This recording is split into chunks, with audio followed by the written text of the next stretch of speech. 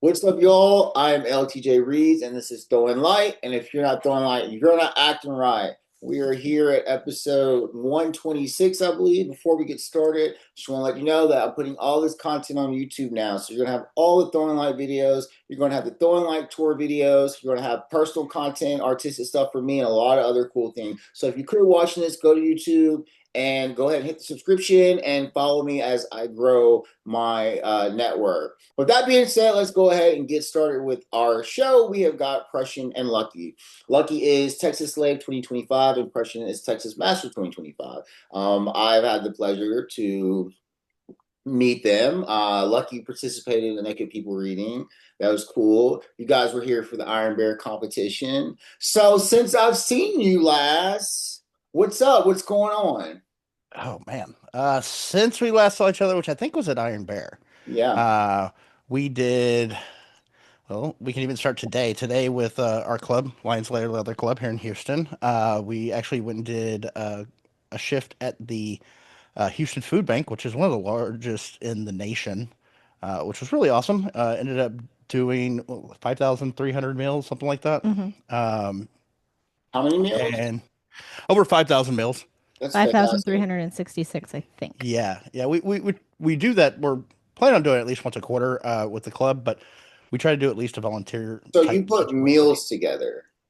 Yes, so it with the Houston Food Bank, they are masters at scheduling this. So a lot of companies go there, lots of groups, families, everything else come together to volunteer to do different parts, right? Whether it's packing boxes, whether it's sorting food, whether it's putting boxes together that then get made into meal boxes. Um, we ended up doing today. We ended up doing black beans and pinto beans, which Yeah, was we just ended up sorting bagging type and situation. sorting and boxing up and like shrink wrapping like three almost 3 tons worth of food today. Yeah, it's a lot. It was a lot of fun, Amazing. which is really cool. It's just a good, fun little opportunity to go. They have a great facility, They and play music while you work, so yeah, like it's it's just not fun. stingy or boring. I know people are always worried about volunteering. They're like, "Oh, I don't like structure."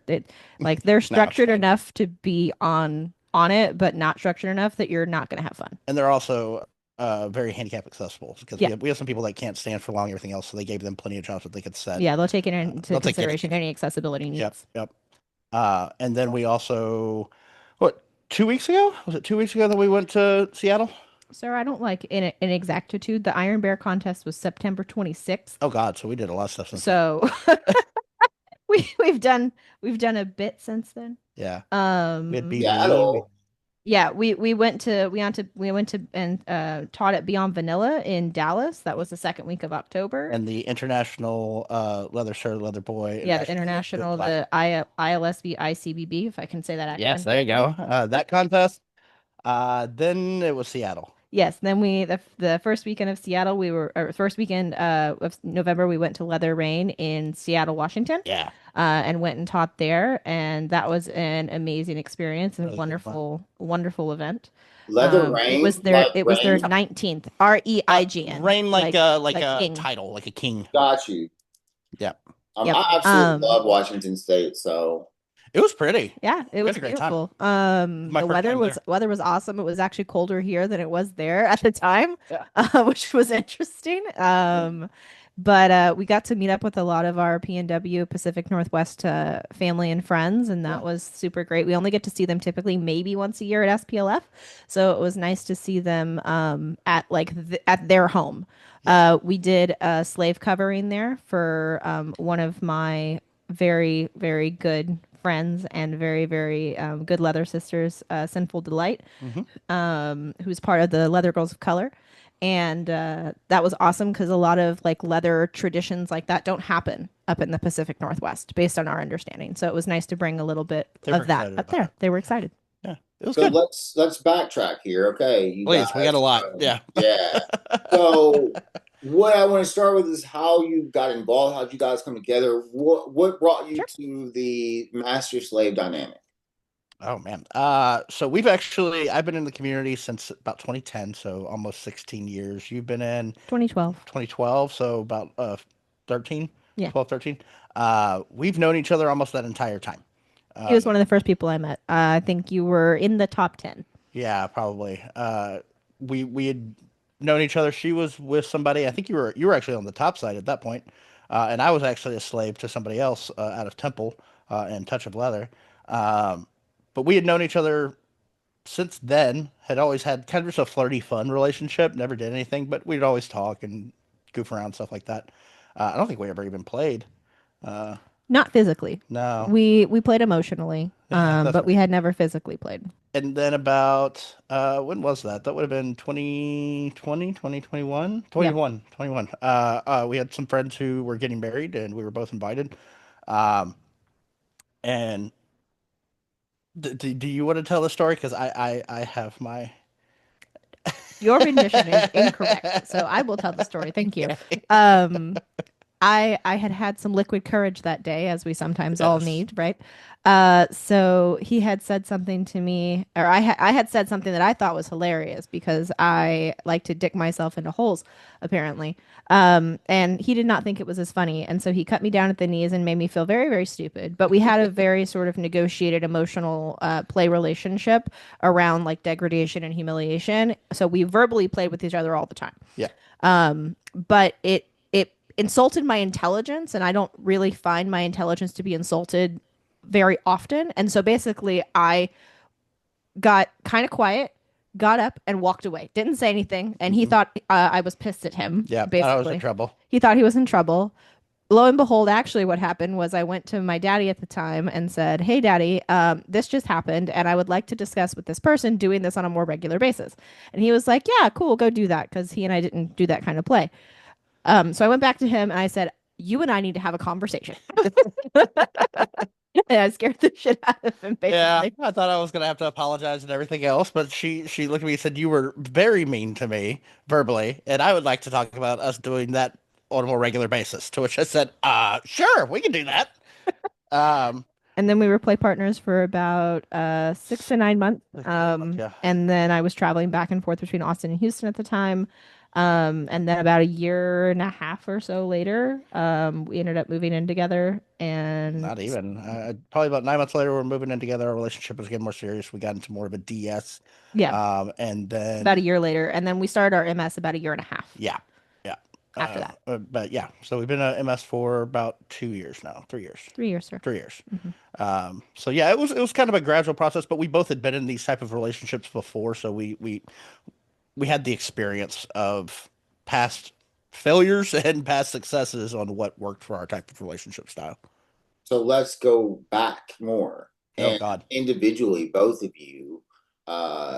Prussian. How did you first enter? You said you started out as a slave. Yep. You Yep. know, where was your headspace in life? You know, Oh, so I was actually I'm a Army veteran. I was medically discharged from the military in 2014, but I found community in 2010 while I was still in, and I found it through like FetLife. Yeah, military towns. Yeah, it was military town for sure. I was in Killeen at Fort Hood, um, and I ended up I'd just gone through a divorce, pretty rough one, and I was just kind of searching for something else. Uh, Never officially knew I was kinky, but until I ended up finding the community, like there's an actual thing for this, and there's actual like rules and things and stuff that goes into that. Um, and I went to a couple of munches, and then I found another group that actually did parties, and went to their munch on. I think they still do them at Fuddruckers. Touch of Leather there Not in Killeen. Fuddruckers. They do it at a beer Do garden. they do it at Big Garden now? Okay, they used to do it at Fuddruckers there in Killeen. Um, It's Touch of Leather for anyone in that yeah, area that is interested. in the Central Texas area. And the owner of the group was going around greeting people like they do. Um, I was with some people just chatting, and she said something. I smarted off because I am the world's biggest smartass. She gave me an evil chuckle and walked away. People at the table said, "You don't want to mess with her. She's vicious." And to me is a challenge, and that is a fun thing for me. I'm like, "Oh, cool. Let's see where this goes."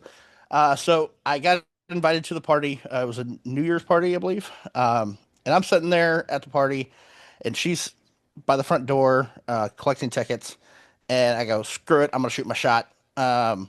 I walk up to her and I go, so I hear you're vicious. And she gives me the evil chuckle again.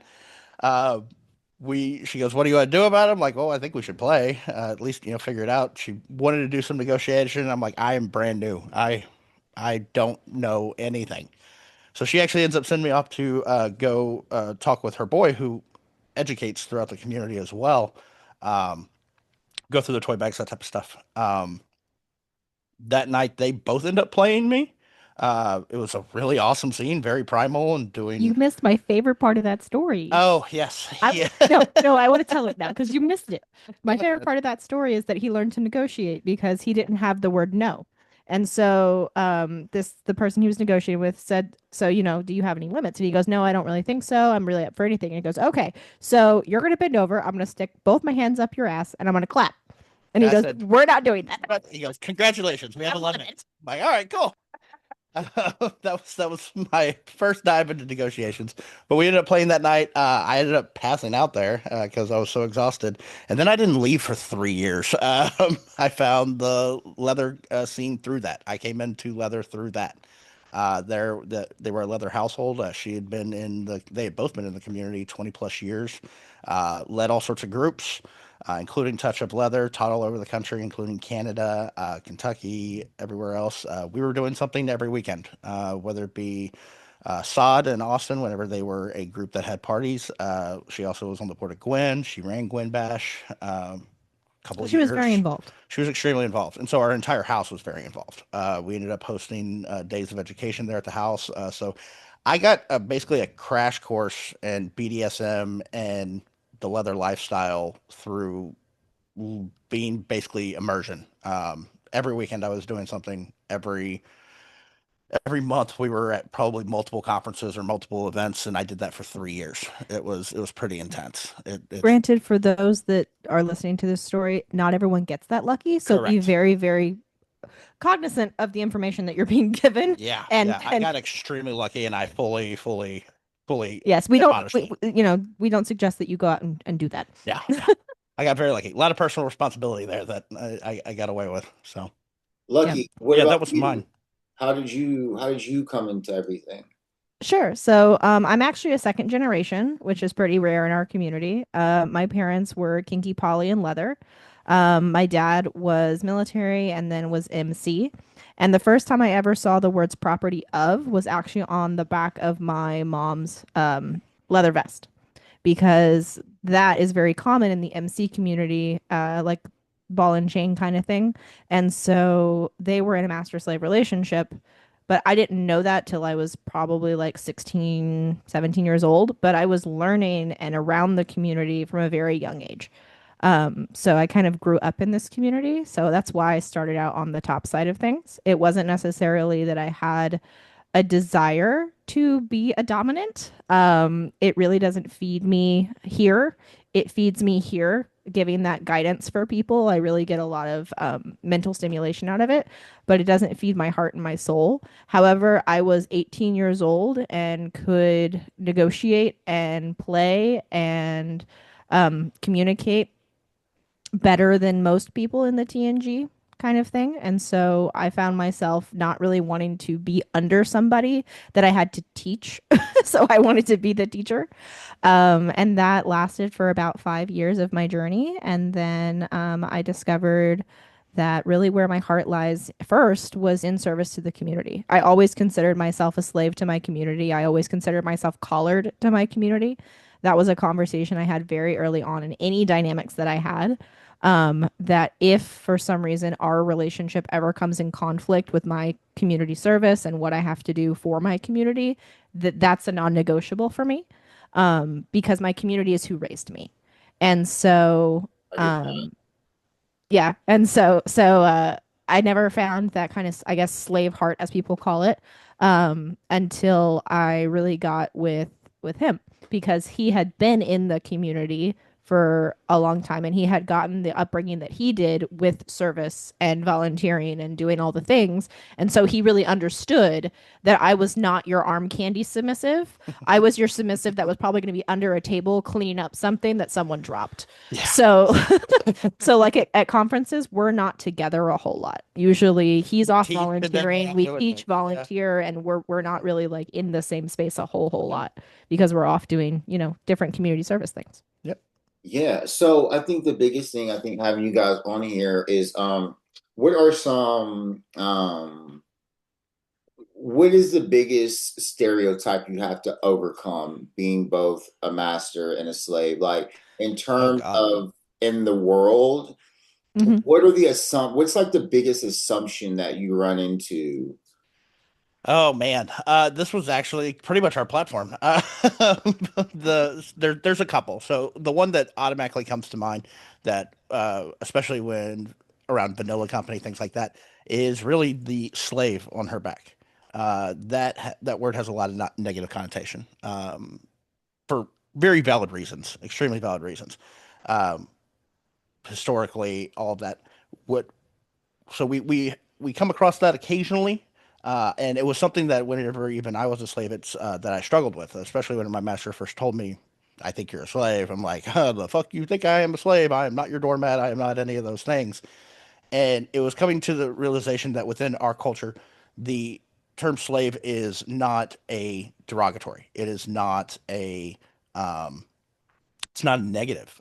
Slaves are extremely powerful people, and especially like leather slaves, which is what Lucky is. The goddess Indigo, which I'm sure you know, she likes to say that she's a dominant collector. I know you know Slave Still. Uh, Slave Still is an extremely dominant person as well. Most of the people that you would meet that are leather slaves are extremely dominant people. We had a saying in my family that slaves can run the world, they just can't run themselves. And that's what the master is there for. We basically give that purpose and direction and say, "Hey, go. I want this to happen. You make that happen." They do it. So kind of how we align it within a, I guess, vanilla metaphor that'd be pretty easy to understand is a Corvette or a Ferrari is a powerful vehicle in itself. No one can take that power away from it. It is built into the engine, the body.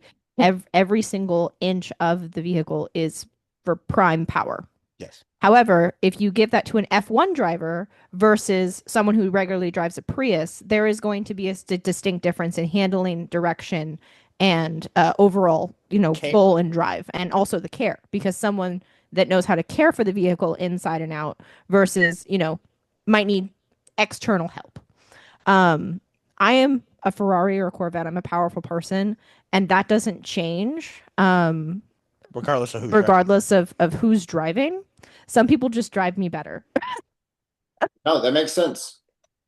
Yeah, it's a nice way. We stole that from Goddess Indigo. Free clear, we stole that from her. Um, as far as within the community, though, I would say that some of the tropes that we come across, there tends to be this idea that, and I came across it as a slave, that slaves are quiet, submissive, demure. Uh, They are very, I don't know what's the word that I'm looking for In the context of demure and within our community, how slaves are viewed. they're secondary. Yes, They're inferior. yes. Um, That tends to be that they're even secondary or inferior to submissives, yes. Sometimes especially within the context of the vanilla world because they've given more of their power away. yes. So therefore they must not be powerful people anymore. Which that's a trope that we come across. As far as on the other side, the master side, oh my God, lots of them. Typically, masters are viewed as stoic, commanding, looking hot as hell in leather. They tend to be very quiet, kind of quiet power type. I am obviously not that. She Mhm. is obviously not very submissive. The way that and part of our platform was the mess in a mess and talking about these tropes. Well, that's also one of the biggest, I think, and I had this conversation actually at Leather Rain, was someone I was on a panel for queer queer MS. Basically, MS is a very heteronormative culture, and we are appearingly heteronormative, right? Yes. But we are not heteronormative. I'm non-binary. I don't identify as submissive. Like to me, submissive is a personality type. Um, there are people that can identify as submissives who are also a submissive personality type. But I identify as a slave, and that to me is not a submissive position. It's an extremely powerful position to be able to give that power to somebody else. It's basically just a allocation of direction. Yeah. And so people call me all the time. They say, "Oh, you're a submissive. You're an S type." I don't identify as those things. She runs shit. She runs this house. She runs me. And so I think that's a common misconception is that you have to be an S type to be a slave, or you have to be a D type to be a master. That might be just within that particular relationship or within that particular time frame. Yeah. I would imagine that this is a master slave relationship is something where you're always learning still, right? Like, Oh, Correct. we kind of joke that an MS relationship is a normal relationship on steroids because we have to talk. We don't argue about small stuff. We don't argue about who's going to do the dishes. We don't argue about who's going to take out the trash, who's coming out of the yard. That's all pre-established. It's all the other deeper connections that end up happening. Like I instituted a rule with her of no inside thoughts, to where that, especially within our home, she has this tendency to kind of spiral and build up in her head and kind of go down a drain and get into a big depressive episode. And so that no inside thoughts rule allows her to voice those concerns as soon as they happen, because I don't react to it. And sometimes they're funny, sometimes they're not. Sometimes they're pretty serious. There's no secret. We're in constant communication all the time. It takes a lot of work. It takes a lot of work. I would And I imagine think, communication is a big thing. Massive, massive. yeah, I was gonna say, I think that another like big common misconception is that MS or DS live in the big moments, right? They live in the kneeling, they live in the protocol, they live in those things. They live in the tiny little moments when you have to make a choice between your will and aligning to what the person that you've given that power to, Yeah. even in the small things. Like today, as an example, I was like, "Sir, we're gonna be late." And he's like, "Nope, we're gonna be fine." And we were late. And I was like, I just have to accept the fact that sometimes things are not gonna go the way that I want them to go. And that's really, really hard for people that are, I guess, in control differently. Yeah. Yeah. Have you? I mean, so the way you describe y'all's relationship is kind of fluid, in terms of y'all's relationship. I mean, it seems like at times you guys are exchanging the roles a little Um, bit. so I wouldn't say that we're exchanging the roles. It's that I have given her responsibilities that sometimes have to apply to even myself. Um, one of her rules is to take care of me. That's part of her job. With that comes things that I don't want to do, like taking my medication or going to the doctor. Those are things that I don't want to do. But I know that for the betterment of our relationship and for the betterment of me, that's something that needs to happen. And so I have given her that responsibility as an, hey, this is your job. I'm still the boss, I'm still the master, but this is your job is to take care of me. I may not want to be taken care of, but she still has to do it. Another example of that being, I have ADHD and I have numerous amounts of crafts and hobbies and everything else that I do. I am not good with finances at all. That is not my thing. It's boring. It's numbers. I don't want to do it. She literally worked in finance for over 7 years, doing payroll. She is amazing at it. I would be a fool not to use that wonderful brain over there for to its full capability. Uh, and so one of her roles is our finances. She controls our finances. She is Congress. I am the president. She is Congress. He has to ask me before he makes a purchase over a certain amount, Yeah, which is a really weird thing for the master to have to ask the slave to make a decision.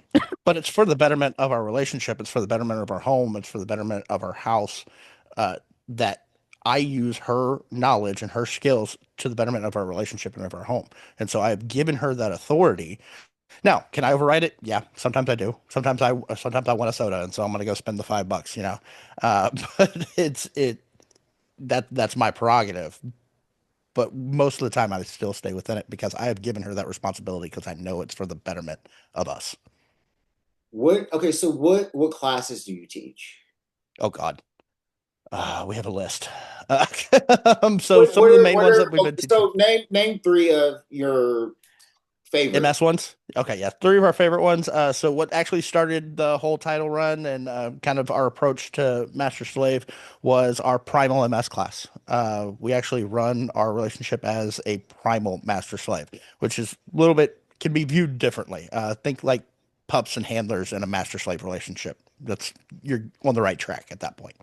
Um, we also have the Mess and a Mess, which is actually a class where we talk about the stereotypes and how to bridge them. And Yeah, we talk about the juxtaposition between how MS is viewed outside of people in the community. So in the vanilla world, we see it, in books pop and culture. movies, Story of O, 50 Shades of Grey, etc., and how that juxtaposes with what real life MS is and how that functions and how people need to get over a lot of the vanilla baggage that they come into the community with on the assumptions that they already have. hmm And then one that's picked a lot as far as like play skills wise, we have our branding class. Hmm. We're high edge players, so I do all sorts of body modification, whether it be branding, scarification, tattooing, piercing, all of those things.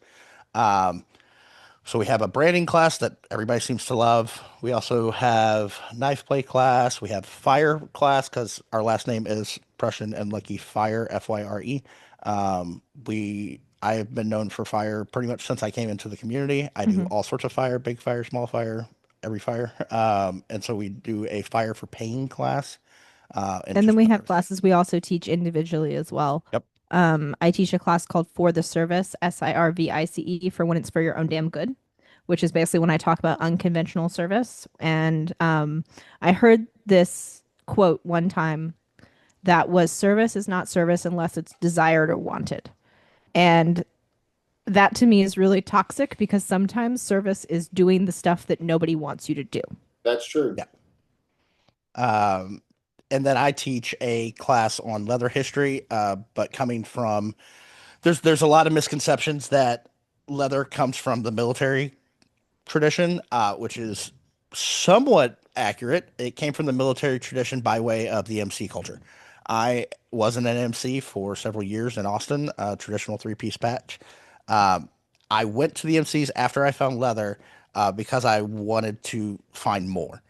And the MC culture is extremely leather. It's just dirty. It's just dirty leather. It's not shine and polish leather. But a lot of the same protocols, a lot of the same ways that we run clubs, a lot of the same ways that we do things are through the MC culture. And we're missing that history. It is a grimy history, but it is absolutely part of our history that we need to know. One of the oldest leather clubs in the entire country is a motorcycle club, the Satyrs MC out of the Pacific Northwest. Um, it comes from that. So I teach that aspect of it as well because there's not a lot of people that do. They focus on the military side. I've got two more questions for you. The first question is what's the impact that you want to make? What inspires you to want to be not only participants of master slave culture but educators? You want to go ahead and take that first? So what inspires me to be an educator in the MS community and to participate in the MS community is safety and growth because I feel that there are, I'm trying to cry. There are so many places in the world that are attacking people like us. There are so many places that we're trying to be erased, not only within, uh, you know, our current political structure, but people that are outside the norm, the heteronormative, people that are outside the Christian normative, people that are outside just the white narrative of what normal is are trying to be erased. And so creating safety for people that don't see themselves in spaces. So like I go into spaces as an example, like exclusively gay spaces. I get stepped on, I get talked over, I get moved in front of because they're more interested in him. But I think that is enough division outside of our community that if we don't unite within our community, even if it's difficult, even if it's hard, even if it's painful, then we're just going to create our own ruts, right? Our own divisions. Um, a problem can either become a canyon or we can build a bridge and get over it, right? And so my inspiration is to keep building bridges and keep getting over all the things that are trying to erase us. Yeah. Um, for myself, I've been in this now 15, 16 years. I have seen a crazy arc. Um, I've seen where we were all really united, and then I saw where we all went off into our own separate corners. Um, I've seen the I've seen the loss of information, uh, but I've also seen the accepting of new information. And really, my I guess my kind of drive in all of this is reconnecting it all.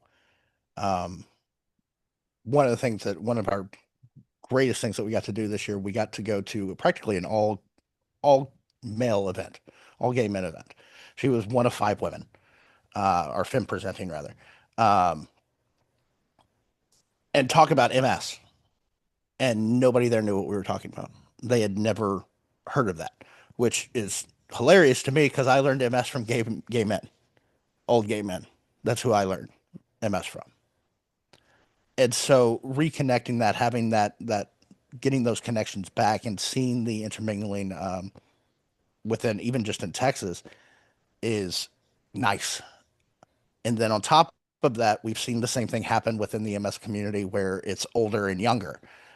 And the newer generation, the younger generation, even my age or a little bit younger, um, were kind of shunning master slave relationships because they were viewed as untouchable, too glorified, hoity toity, and unattainable. It's not real, it's fake, it's all fantasy. Um, and being able to show them no, it's not. Like we do this real life. This is how it is. It's breaking that facade to where that it is more focused on real, um, which has been really powerful and really awesome this year. We've seen a lot of that, and it's something that we're going to continue to do because I don't see us stopping anytime soon. And bringing leather to like the Houston area. That's now I say bringing leather to the Houston area. It has Montrose, but that is a primarily gay culture. Also, Uh, Houston is an hour away from Houston. that's true. So like we need leather community and we need community outside of just the main city center. Yes. Um, And so we have our leather club here, which is a polyamorous and pansexual. pansexual leather club. We have lesbians, we have gays, we have straights, we have queer, we have non-gender, we have all those learning about leather. Whenever I came in, leather, like all the clubs were ran by leather people. Even if they were just BDSM clubs, they were generally ran by leather people. And so you kind of learned about leather via that. That's not the case in Houston. There's a lot of just BDSM groups here that don't know the history.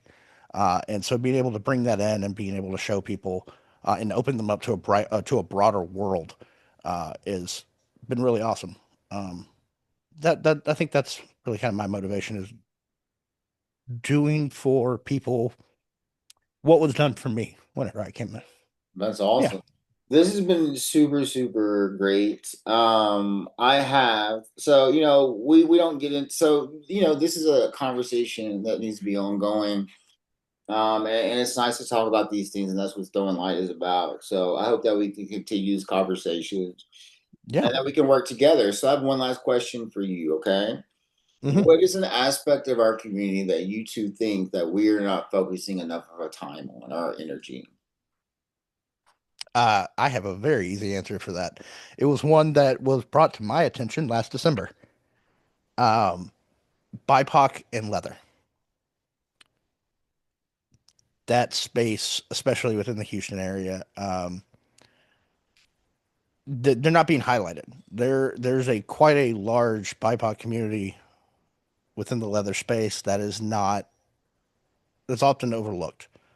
Um, that was brought to our attention because we bring in educators to our leather club, and I brought in Master Wrath Daddy out of Boston, now out of Thailand. And we had people from 2 hours away asking if they could come. Who had never reached out to us ever before. Had Live asked near the coast. Had asked if they could come and see him. Like, yeah, absolutely, please come. Got to talk with Wrath after that, and he was like, yeah, there's just not a lot of spotlight being put on us a lot. And so we ended up doing Amplify this past year, and that's going to continue to next year, which is Amplify BIPOC Voices in Leather, where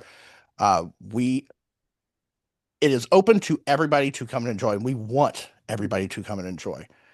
But as part of amplifying those BIPOC voices, we do a multiple presenters. Yeah, we have exclusively BIPOC presenters. We have a panel where we talk about basically the BIPOC experience in the leather space and what is going really well and what's not going well, and we kind of have a discussion on that. That discussion lasted almost 3 hours. It was live. It was live on Facebook. You can still find it. I'll send it to LTJ so he can link it in the things down below. But it's been shared over like 2,000 times. It's been viewed over 3,000. Got over 1,000 views in 24 hours. And it was shared out by everybody. IML, everybody. They all shared it out. It was really a powerful event. We're very excited to do it again. We had a lot of great we had a lot of great feedback, but we had a lot of not comfortable conversations. Yeah. And I think that that's something that we're not doing in our community enough, is we're having conversations that make us comfortable. We're having conversations around, these are the things that we're doing really great. These are the things that we're highlighting for this one specific moment. However, where's the follow through? Right. And so I think it's great to have a panel on, X issue. Awesome. Where's the follow through? And I think that is the biggest thing. I can't pinpoint a specific thing, but I just don't see a whole lot of follow through. Yeah, that's fair. Right on. Well, y'all, thank you so much for being on this show. There's only one thing that I have left for you to do. So when I count to 3, you're going to say, if you're not throwing light, you're not acting right. All right. We can do that. See how in sync we are. Oh, God. When you said in sync, that makes me want to go listen to in sync after this. I'm going to do that. I want it that way. Okay, so that's Backstreet Boys. Oh, is that Backstreet Boys? I was gonna say I don't think that's right. No. What's an NSYNC? Look, I literally wanted to be in a boy band my whole teenage life. I know all. You should start one. Where's your follow through, LTJ? I'm telling you, I still can start. I want to start the first man band. I want to start a man band. The man band. It's not gonna be a boy band. It's gonna be a man band. I like that. That's what I want to do. I have these ideas, like I want to call it Zodiac, and we all be different Zodiac signs. So that would be good. I think that's a good idea. You found the first member of your main band. I'm not joking. It's neither is he. No, I'll be Taurus. It's fine. There you go. We are astrological opposites. Oh yeah. Yeah, Scorpios and Tauruses are like. Oh yeah. We're on the other side. We're like aligned. I'm just an Aquarius. No one likes us. But you like yourself, and that's all that matters. That's true. That's true. I like myself, and that's all that matters. Aquarius, as long as you like yourself, you're gonna be just fine. All right, y'all. It has been a blast. Thank you for being on Throwing Lights. All you guys that are watching. See you next time. Bye.